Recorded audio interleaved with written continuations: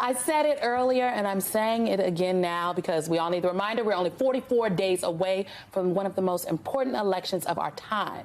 And a new ABC News Washington Post poll shows a deeply divided country ahead of these midterms with a statistical dead heat, okay? Statistical dead heat in the congressional elections. 47% Republican to 46% Democrat support. I want to take a closer look at the issues driving these numbers, so let's bring in our fabulous panel, political journalist Camila DeChalis, Roland Martin, the host and managing editor of the Roland Martin Unfiltered Digital Show and author of White Fear, How the Browning of America is Making White Folks Lose Their Minds. And my colleague, Shermichael Singleton, political consultant and host of Screen Share on MSNBC on Peacock. Thank you all for being here. Roland gave me a book, y'all. We love the book. Signed. Okay, signed book. Okay, so let's get into it. I want to take a look at what the poll says are the biggest issues in each party. We're going to put it up on the screen. Republicans are favored when it comes to handling crime and inflation. Democrats are favored when it comes to abortion and climate change.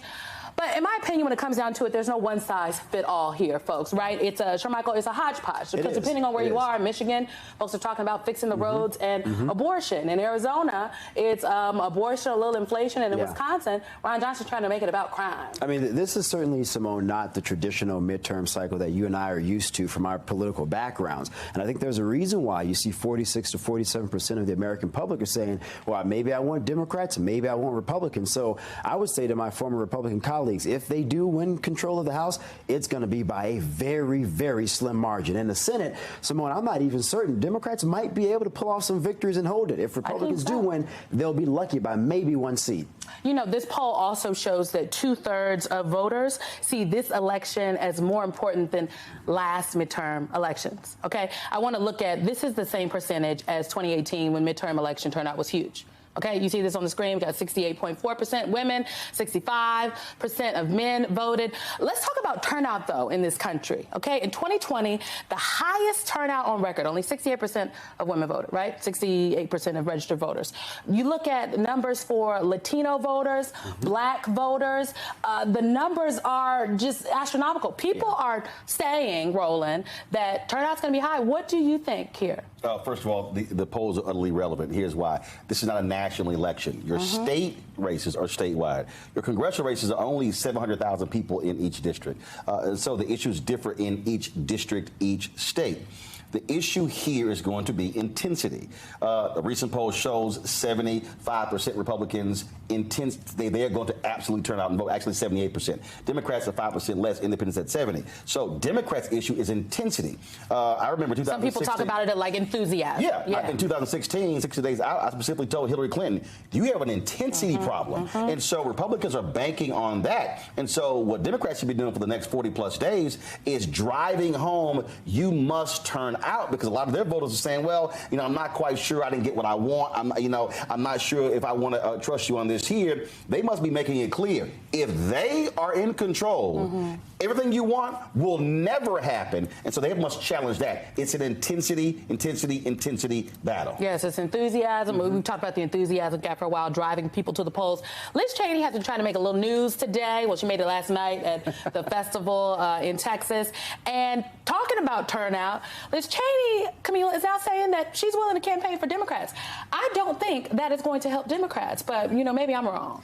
This is not entirely surprising, just given how she has campaigned to make sure that Trump is not reelected in office, and just saying that she will do everything possible to make sure that doesn't happen. Democrats can utilize her to show that there's so much division and fraction among the Republican Party that they're not having one message, and that there's so much fraction that they have to go to Democrats because at least they're centralized in what they want to accomplish. Liz Cheney has gone out for several people just saying that she does not want election deniers to hold office, and she doesn't want Trump to hold office. So Democrats can use her just to show that, you know, Republicans are straying from the Republican Party because it's not representing the ideals of what it once had. But let's just see if that's really effective. Her value is independence. Her value is independence, exactly. Shermichael, you're a real Republican. I'm not using Liz Cheney on the campaign trail. I'm a Democrat. Roland raised a very interesting point here about the enthusiasm gap between both sides, and he just raised another point, independent swing voters. My concern, if I were a Democrat, do you potentially further increase enthusiasm on the right or a right-leaning independents by having Liz Cheney out saying Donald Trump is the worst or the Republican Party is the worst? I would also also say, I'm not certain that every Democrat in every congressional district in the country would look at Liz Cheney as someone to say,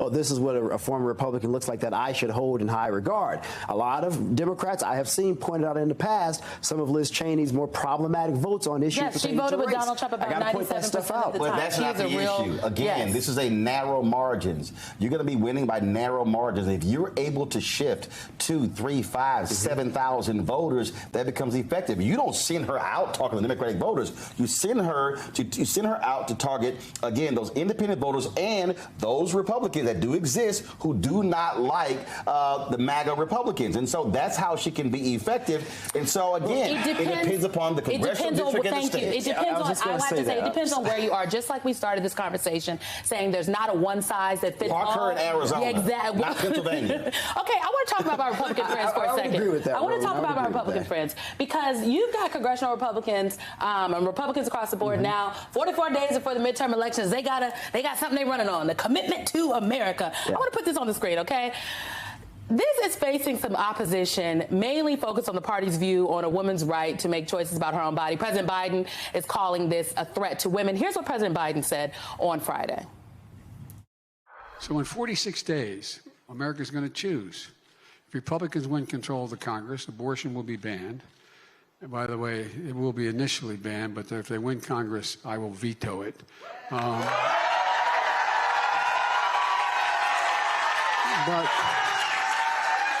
But think what's happening. They're banning in the case of rape and incest in many states. No exceptions. And they're trying to criminalize it nationwide. Camila, this plan is nothing new. We saw it in the 90s with the Contract for America.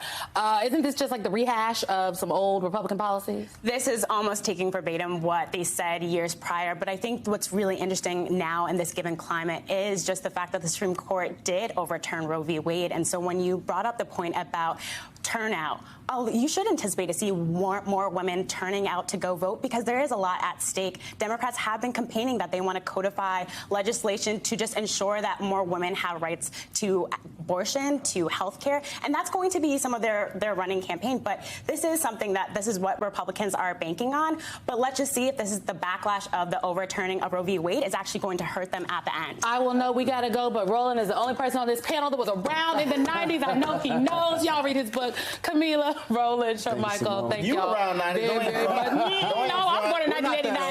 I am young. I am young.